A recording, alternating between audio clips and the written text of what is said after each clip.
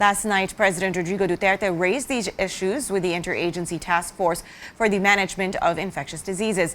Let's now bring in our Trisha Terada for the details. Trisha, you were monitoring this last night. What did the IATF officials say to the president?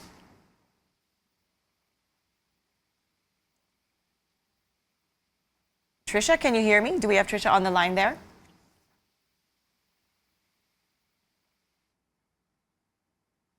All right, we are trying to get our correspondent, Trisha Terada, on the line. Last night, she was monitoring President Rodrigo Duterte's speech. She will talk to us a little bit about what the IATF said, what advice President Duterte gave to Secretary Galvez, and how the president addressed criticisms that the palace seems to favor Chinese-manufactured Sinovac vaccines over other brands.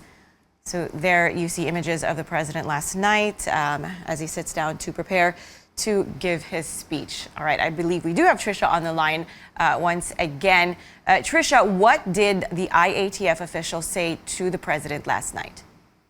Well, yes, your vaccines are created. Galvez says the government saved $700 million, or about 3.6 billion pesos in negotiations with vaccine manufacturers. He says these savings afforded the government to purchase another 70 million doses of anti-COVID shots. Due to confidential disclosure agreements, Galvez says they can't talk about the prices of vaccines just yet. There are calls for authorities to disclose the cost of Chinese-branded Sinovac anti-COVID shots, but Galvez says the government will run the risk of losing the deals with vaccine manufacturers if it reveals the prices. Back to you.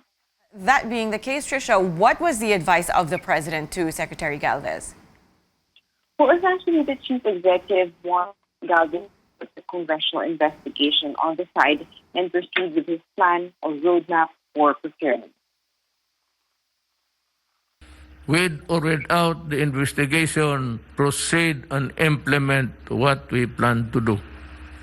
Kasi pinagpaguran nun.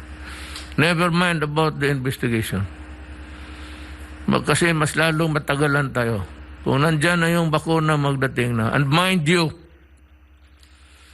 bago umalis kahapon dito si Ambassador Mansilian, sabi niya that on top of that, magpadala sila 500,000 libre.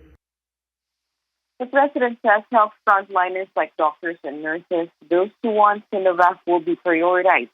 Mr. Duterte defends Galvez amid the ongoing investigations. He says there's no corruption involved in the purchase of vaccines. After all, payments will directly come from the bank to the manufacturer.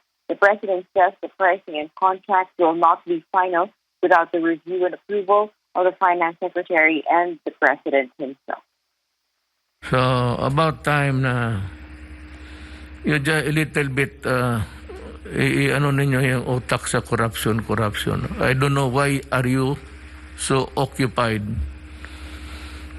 sa corruption na maghanap kayo hindi dito, baka sa inyo, baka sa departamento ninyo, hindi dito sa akin.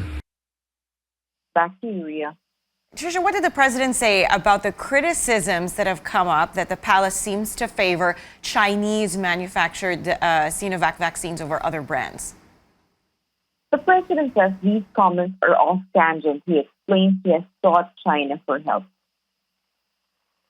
Long before pumutok to, tumawag na ako kay President Xi Jinping. Tapos sabi ko, wala kaming resources. We do not know how to make it. Please do not forget the Philippines. But I was assured as early as pag-umpisa nito ni President Xi Jinping na hindi kita kakalimutan. I will not forget your country. So, hindi kita kakalimutan. Sabi niya, do not worry. The president also vouched for the Sinovac vaccine, citing countries where it's been reported deaths linked to it. He then took a swipe at those who prefer vaccines from Pfizer. Sa Pfizer, gusto ninyong Pfizer, kayo mga senador.